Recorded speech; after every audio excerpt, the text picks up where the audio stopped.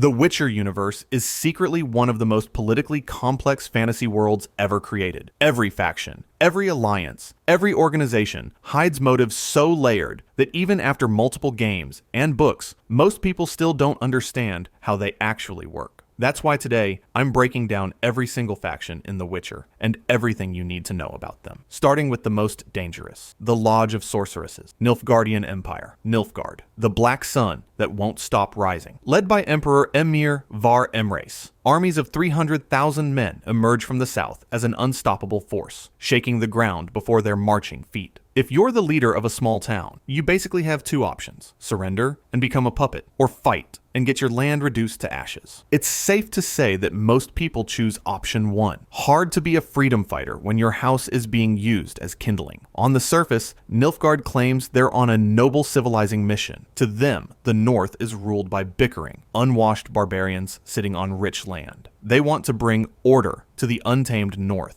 meaning a unified empire, cohesive roads, and actual laws. Sounds reasonable, right? Well, not really. When Nilfgaard took Cintra, the city burned for days. Queen Calanthe, the most badass ruler in the north, threw herself from a castle tower instead of surrendering. Her husband got cut down defending the throne room. Ciri barely escaped with her life while her entire family was slaughtered. That's the level of terror Nilfgaard brings. This isn't occupation, it's annihilation. Now, Emperor Emhyr isn't just a warmonger. He's a cunning strategist, playing 4D chess. He knows the machine of Nilfgaard can't stand still for long, otherwise it'll self-destruct. See, the empire looks unified from the outside, but inside, it's a pit of vipers. You've got generals commanding massive armies and thinking they should be emperor. Then there's the nobility, hundreds of rich families all scheming for more power, more land, and more influence. Emhyr keeps them all in check with one simple trick: constant expansion. By setting his armies on the north, these generals and nobles are too busy fighting barbarians to turn on him. The second the armies stop marching, the knives come out. It's honestly genius in a deeply disturbing way. But here's where it gets really dark. The real reason Emhyr is so obsessed with the north isn't about territory or gold. It's about prophecy and family. Specifically, it's about Ciri. Emhyr isn't just hunting Ciri as some strategic asset. He's her father, and his relationship with Ciri is complicated. And by complicated, I mean deeply messed up even by Witcher standards. See, Emhyr was cursed years ago and turned into a hedgehog man called Dunni. He married Pavetta, Ciri's mother, and eventually the curse was broken. But here's the thing. He knows about Ithlin's prophecy, the one that says Ciri's elder blood will reshape the world, and Emhyr's plan to control this prophecy. He wants to marry Ciri, his own daughter, to ensure her children, his grandchildren, who are also his children, carry on the elder blood under his control. The Witcher doesn't shy away from dark themes, but this one's pretty rough. Emhyr is willing to do literally anything to fulfill this prophecy and cement his dynasty as the rulers of a new world order. Conquering the north isn't just military strategy, it's a manhunt. Or rather, a girl hunt. He needs to scour every village, forest, and hiding spot to find a teenage girl with silver hair, which is about as easy as finding a needle in a haystack, if the haystack was the size of several countries, and the needle can teleport. So let's recap.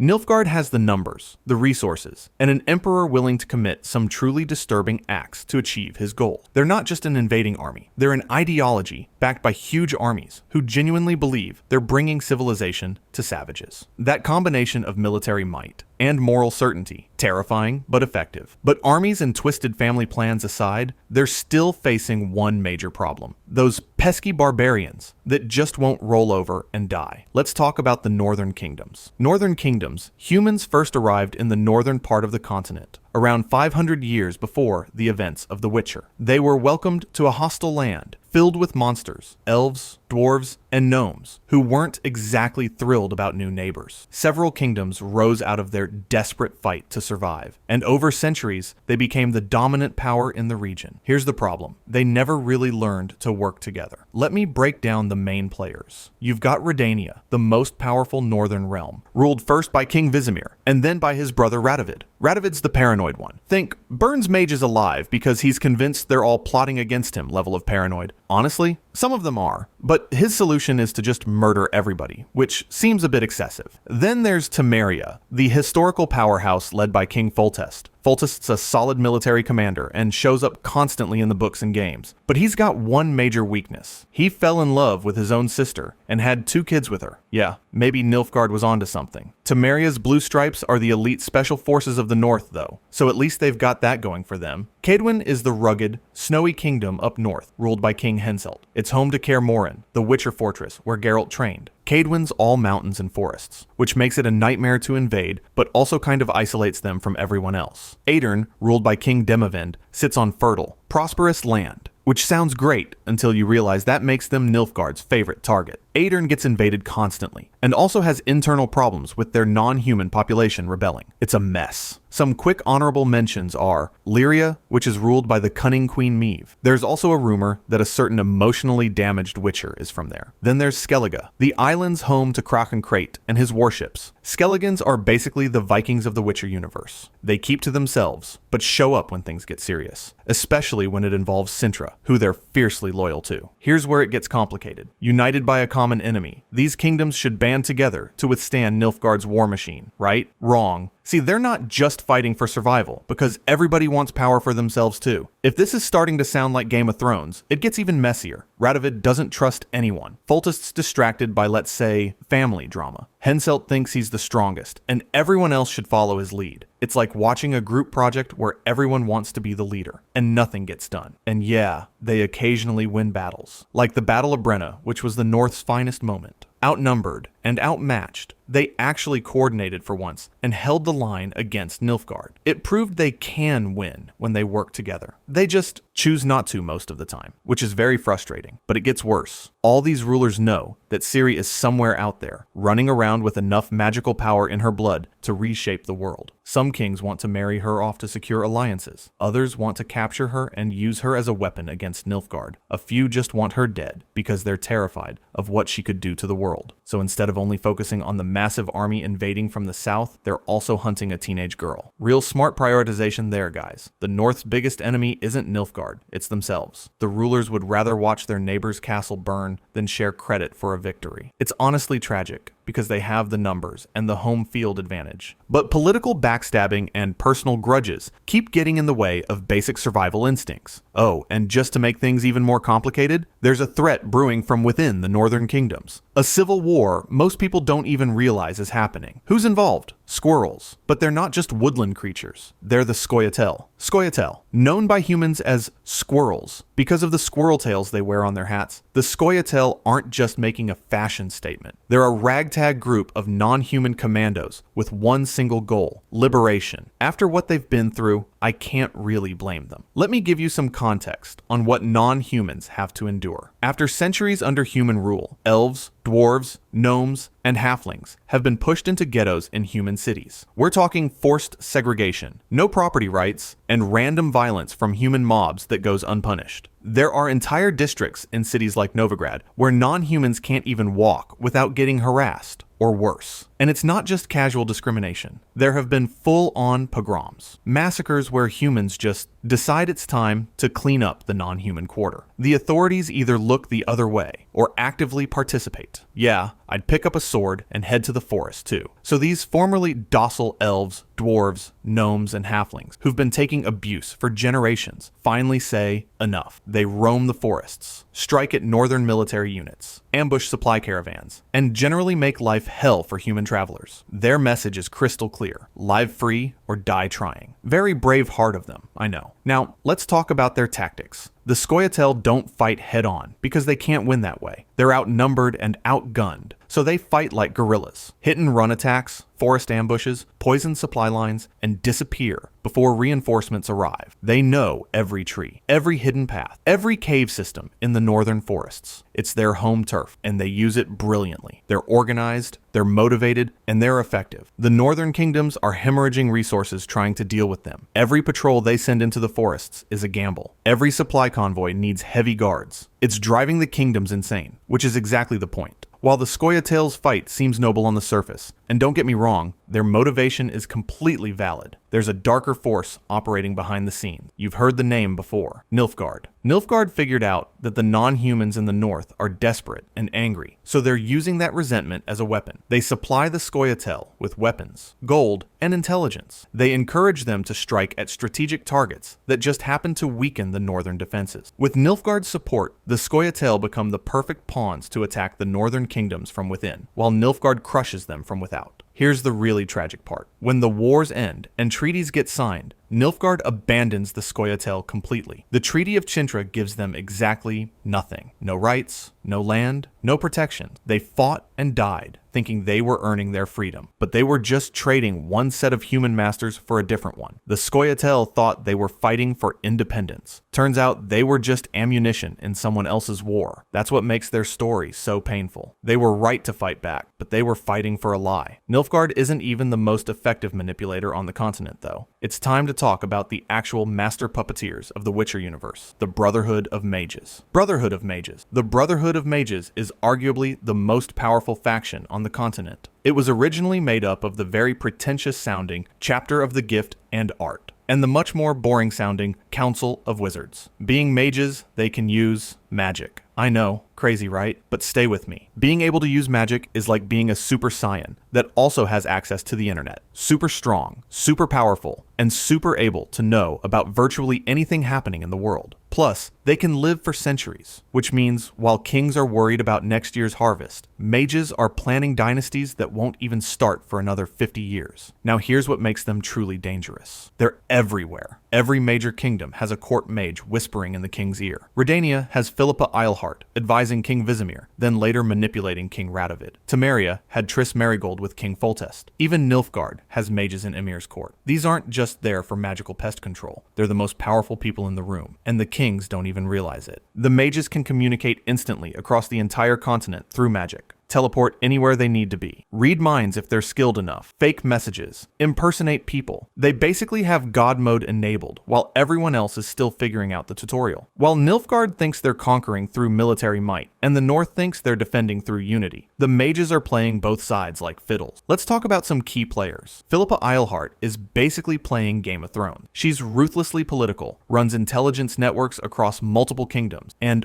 oh yeah, she gets her eyes gouged out by Radovid, but can still see through magic anyway because regular limitations don't apply to her. She's terrifying. Then there's Vilgefortz, who straight up wanted Ciri's power for himself and was willing to torture, kill, and betray everyone to get it. He's one of the strongest mages alive and proves that not all of them are content just manipulating from the shadows. Some want real control. Yennefer and Triss are caught somewhere in the middle. Yennefer's loyal to Ciri and Geralt, but she's still part of the Brotherhood's political games. Triss is more idealistic, but still complicit in a lot of the manipulation. Even the good mages are playing these power games. They're just doing it with slightly better intentions. But here's where it gets really interesting. The Lodge of Sorceresses. This group formed because the female mages got tired of the male-dominated council making all the decisions. So they created their own secret society with one goal: control Ciri's bloodline. Not through force like Nilfgaard, and not through hunting her like the kingdoms, through politics and arranged marriages. Their plan? Marry Ciri off to someone they can control, manipulate her children, and breed a dynasty of elder blood rulers who they can puppet for generations. It's genetics meets political manipulation, a la Bene Gesserit in Dune. They're thinking in terms of centuries, while everyone else is thinking in terms of battles. Now, in the games, things get complicated for the mages. Radovid goes full paranoid tyrant and starts burning mages alive because he's convinced they're all conspiring against him. His solution is to murder all of them, which creates a whole new problem. The mages go from being the secret puppet masters to being hunted prey, which really throws a wrench in their centuries-long plans. Here's what makes the Brotherhood think they're untouchable. They have knowledge spanning centuries, can manipulate events from the shadows, got agents in every kingdom, and they believe they understand the full scope of what's happening on the continent. But there's one thing they don't fully understand. One variable that exists outside all their calculations and political scheme. A threat that doesn't care about their centuries of planning. One that operates on a completely different plane of reality. The Wild Hunt. Inspired by European folklore, the Wild Hunt of the Witcher universe is a ghostly band of skeletal warriors that ride across the night sky. They're heralds of doom, which is a fancy way of saying that bad things happen when you see or hear them. Apart from being fuel for my weekly nightmares, the Wild Hunt is actually something far more complicated and sinister sinister. Here's the truth that nobody on the continent understands. They're not ghosts, and they're not death omens or spirits. They're elves, just not from here. Everyone on the continent thinks the Wild Hunt is a myth. Ghost stories to scare children. Even the people who've seen them, who've watched their friends get dragged into the sky screaming, think they're dealing with spirits. But here's the reality. The Wild Hunt is the NL, a race of elves from another world entirely. These alien elves use the magical power of unicorn blood to travel between dimensions, hunting for slaves to drag back to their dying world. Personally, I think interdimensional travel is a bit harder than cooking my own dinner. But hey, they really must hate doing chores. Let me explain why their world is dying and why that matters. The NL aren't evil in a traditional mwahahaha I'm so evil sense. Their world is experiencing something called the White Frost, essentially an apocalyptic ice age that's slowly killing everything. They're facing extinction, and their home is becoming unlivable. So they've been traveling to other worlds, enslaving people, and desperately searching for a way to either save their world or escape it entirely. Does that excuse interdimensional kidnapping and slavery? Absolutely not. But it's more nuanced than bad guys want power. They're a dying civilization doing horrific things to survive. It's desperation mixed with arrogance and a complete disregard for other species' lives. They're led by Aridin, the king of the Wild Hunt. He's cold, calculating, and utterly ruthless. He's been hunting Ciri across multiple dimensions because her elder blood is the key to everything. Her elder blood doesn't just make her strong. It lets her navigate time and space. She can travel between worlds without needing unicorn blood or complex rituals. She's a living portal. If Aridin captures Ciri, he can use her power to save the NL or conquer other worlds, or both. That's why he won't stop.